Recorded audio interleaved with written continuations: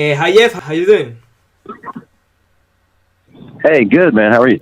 I'm doing fantastic, thank you. First of all, congratulations on your title victory over AJ Styles during this past week. Well, last Friday was the first WWE Thunderdome experience. How was having a match with this new atmosphere?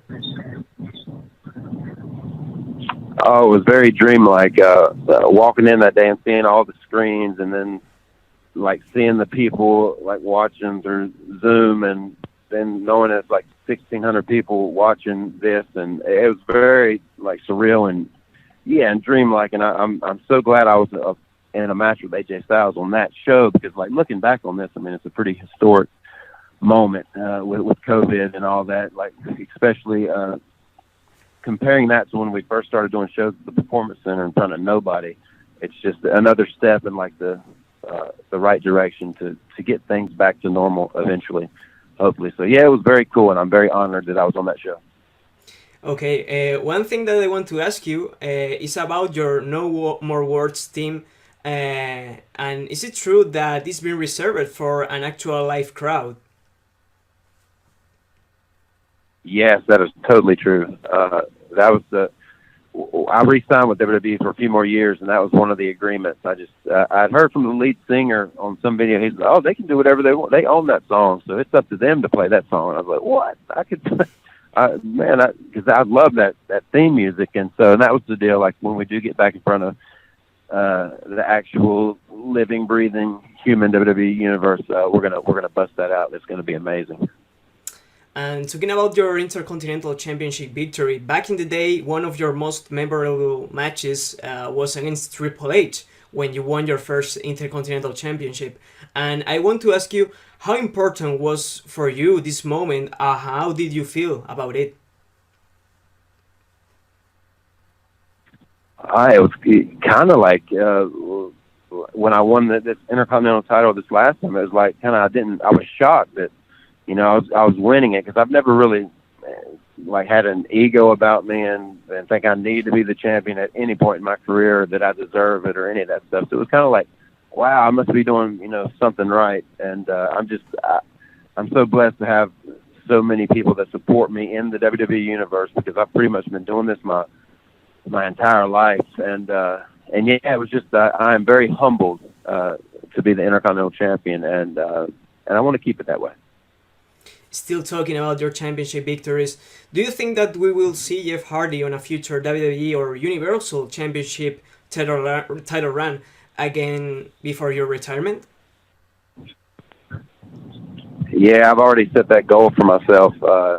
Either the WWE champion or the Universal champion is something that really wasn't around back when I was in that heavyweight champion dimension. So definitely, I've set a goal for myself. I'm gonna go crazy if I don't achieve it because that's just the way I am, I guess. But before it's all said and done, yeah, I definitely want to be the WWE champion again or the Universal champion again, or for the first time. Hmm. And before your retirement, is there anybody that you want to wrestle in WWE? Yeah, for sure. I've said Roman Reigns many times, even, and I mean Kofi Kingston would be cool. I think, but what I've been thinking about more than anything, as far as working with people, it's definitely Jeff Hardy and the Fiend Bray Wyatt. I think there's something very special that can happen between us, and I'm looking forward to that. One of your most potential rivals in WWE has been the Undertaker, and during these past months, we saw the Last Ride documentary, and one of the most shocking moments of the documentary of the Last Ride was that he doesn't want to wrestle in a WWE ring. So I want to ask you, what have you learned from the Undertaker? I'm sorry. Can you repeat that? Yes, we saw during these past months the documentary of the Last Ride. Undertaker doesn't think that he will wrestle in a future, and I want to ask you if You have been in the with the Undertaker several times in the ring, and one of your most memorable matches was in the ladder match, for example, in WWE Raw a lot of years ago. And what have you learned from the Undertaker with these type of matches? Well, first of all, like, yeah, the Undertaker's the man. He's legendary, and I mean, he just to say that I've been in the ring with him is such an honor.